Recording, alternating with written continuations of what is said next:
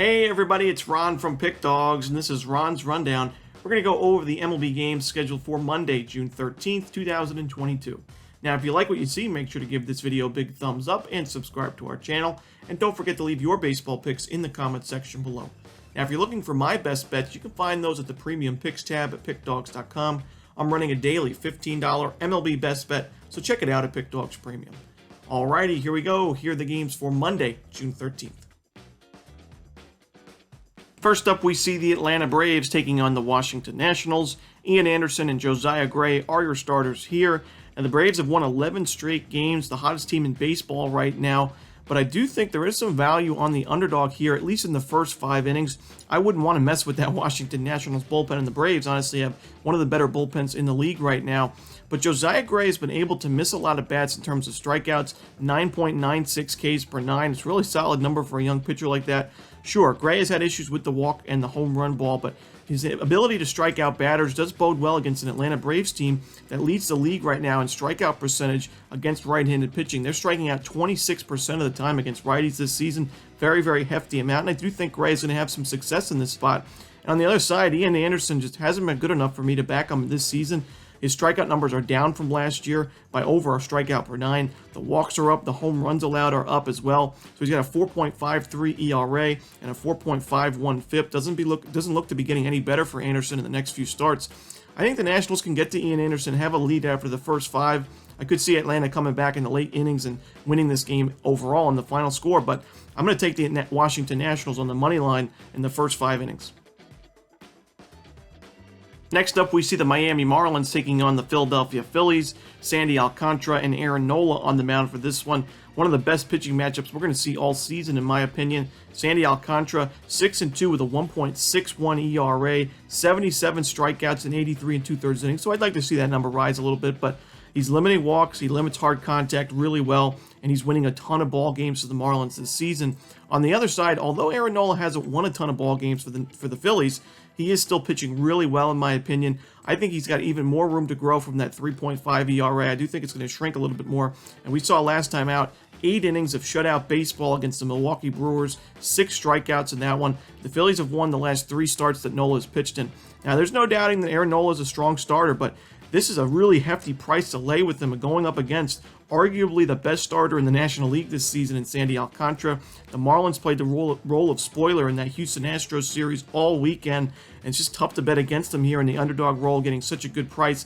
I'm going to take a lean with the Marlins on the plus money. I also like the under in this one. Give me the fish at plus money on the money line. In our next game, we see the Baltimore Orioles taking on the Toronto Blue Jays. We're going to see Alek Manoah and Kyle Bradish on the mound for this contest. We see a very hefty price on the money line for the Toronto Blue Jays, minus 300 favorites. One of the steepest prices you're going to see all season. I do think it makes sense. This is a complete pitching mismatch. Bradish is 6.45 ERA, Manoah 1.81. Even when you look past the ERA, the numbers are still lopsided for these two pitchers.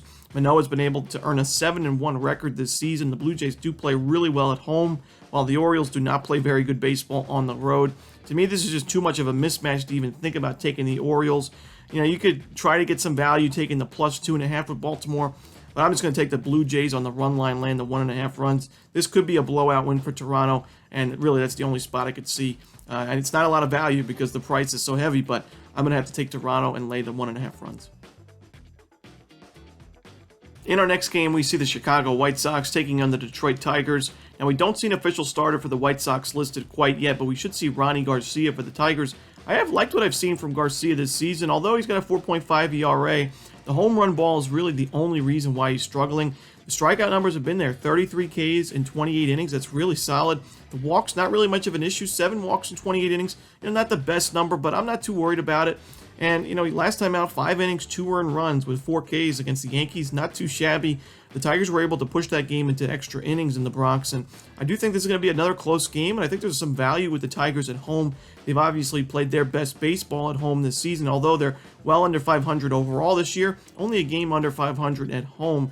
And the White Sox just have been so unimpressive. It does look like Tony La Russa's time with the White Sox as the manager could be coming to a close pretty soon. A lot of fans are not happy with the way he's running the ball club, and I don't blame him. This was a team that had so much talent and so much promise going into the season, And for them to be under 500 in June, in the middle of June, not acceptable in my opinion. I'm going to take the value here with the home dog in Detroit. I'm going to take them on the money line. In our next game, we see the Pittsburgh Pirates taking on the St. Louis Cardinals. Mitch Keller and Zach Thompson are your starters here. Now, Mitch Keller has been really impressive, in my opinion, in his last 2 outings. He's gone 11 innings in his last 2, giving up only 3 earned runs with 12 strikeouts. One of those outings being against the Los Angeles Dodgers, and that was the infamous Pirates sweep over the Dodgers in Dodger Stadium a couple weeks ago. And, Mitch Keller, I do think there's some value with Pittsburgh here, facing a lefty opener in Zach Thompson. He's not going to pitch too deep into this ballgame, maybe 3-4 innings at the most, and I don't really trust this Cardinals bullpen to go too far in this game. Right now, Fangraphs has the Cardinals ranked 22nd in projected WAR in their bullpen, and Zach Thompson being a lefty, the Pirates have had a lot more success against left-handers offensively than they have righties, and with Mitch Keller pitching the way he has lately, I think there's some value with Pittsburgh, at least on the run line. I think this is going to be a 1-run game. I could see the Cardinals winning by 1 run, but that's fine by me. I'll take the 1.5 runs with Pittsburgh in this spot. In our next game, we see the San Diego Padres taking on the Chicago Cubs. We're going to see Yu Darvish and Justin Steele on the mound for this contest. Now, while I don't think that Justin Steele is a bad option per se for the Cubs in their rotation, he does have an issue with the walks, and the Padres are top 15 in both team OPS and isolated power against lefties this season, so I don't really like his matchup with the Padres hitters. On the other side, Yu Darvish coming off one of his best starts of the season against a really tough New York Mets lineup. Darvish went 7 innings, 2 hits, no walks, 6 Ks, no earned runs allowed in a 7-0 Padres win. The Cubs were obliterated by the Yankees on Sunday. Their bullpen didn't have to take too much of a beating as they used a couple guys for a few innings, but still not a really good spot for the Cubs in my opinion, and they haven't played well at Wrigley Field at all this season. They're well under 500 at home, while the Padres well above 500 on the road. Give me San Diego here on the money line at a good price. In our next game, we see the Cincinnati Reds taking on the Arizona Diamondbacks. Mike Minor and Merrill Kelly are your starters for this one. Now, to me, Mike Minor is just not backable at this point. He's had 2 starts this season in 2022, and he's really struggled in both of those. 8 1/3 innings this year with 8 earned runs allowed, 5 home runs allowed. He does have 8 strikeouts, but not good enough for me. He gave up 3 earned runs and 2 home runs to this Arizona Diamondbacks lineup in a 7-0 Reds loss. And Merrill Kelly certainly hasn't been as strong on the mound as he was at the beginning of the season. He was off to an amazing start, but last outing against this Reds lineup, 6 innings, only 1 hit allowed, 5 Ks, no earned runs. Good enough for me to take the Diamondbacks at home here. Give me Arizona on the money line. In our next game, we see the Houston Astros taking on the Texas Rangers. Christian Javier and Taylor Hearn are your starters here. I'm going to take the over in this game, and I wasn't really impressed with the Houston pitching staff this weekend, although their offense did get going on Sunday, scoring 9+ runs in that one. And I think against Taylor Hearn, this is a pretty good matchup for Houston's offense as well. Although the Astros don't hit lefties too well overall this year, Hearn has given up 3 earned runs, 4 earned runs, and his 4 of his last 5 starts. The walks are starting to pile up. Strikeout numbers are down, and Texas's bullpen is also not very strong. So I think the Astros team total is going to go over, but I also like the Rangers team total over. Going up against Christian Javier, I've mentioned before, I prefer him as a reliever, not a starter. And in his last start against the Mariners, 5 earned runs and a home run allowed in a 7-4 Mariners win. His fastball can get hit really hard. The average exit velocity on that fastball last year was one of the highest in baseball. I think this is going to be a high-scoring game from start to finish. Give me the over in the Astros-Rangers. In our next game, we see the San Francisco Giants taking on the Kansas City Royals. Brady Singer and Alex Wood are your projected starters for now, but we don't see an official lineup for this one, so we could see a pitching change. If I'm the Kansas City Royals, I am super disappointed with the performance that they had on Sunday, where they had a chance to win a 4-game series. That's something they can do often this year against a pretty weak Orioles team, and their pitching staff got rocked, giving up double-digit runs to the Orioles at home in front of the home crowd, losing the final 2 games of that series. A tough way for the worst team in baseball right now in terms of record. And this is not a good spot. You have to travel across the country while the Giants just get to stay home after that Dodgers series. Giants are feeling pretty good about themselves after winning that series against the Dodgers. And Alex Wood, I do think there is some regression to worry about in this game, a tad, but 55 Ks and 55 1/3 innings, not bad at all. Last time out against a really good Rockies lineup against lefties, Wood went 7 innings, 1 earned run, 5 Ks, no walks. The Royals have struggled against lefties this season. The pitching staff has been terrible. And Brady Singer, although he had a really good start to the season, we're starting to see some flashbacks from last year's Singer. He's given up 5 home runs in his last 10 innings of work. That's just not going to get it done on the road. Give me the Giants here on the run line. I'll lay the 1.5 runs with San Fran. In our final game of the night, we see the Minnesota Twins taking on the Seattle Mariners.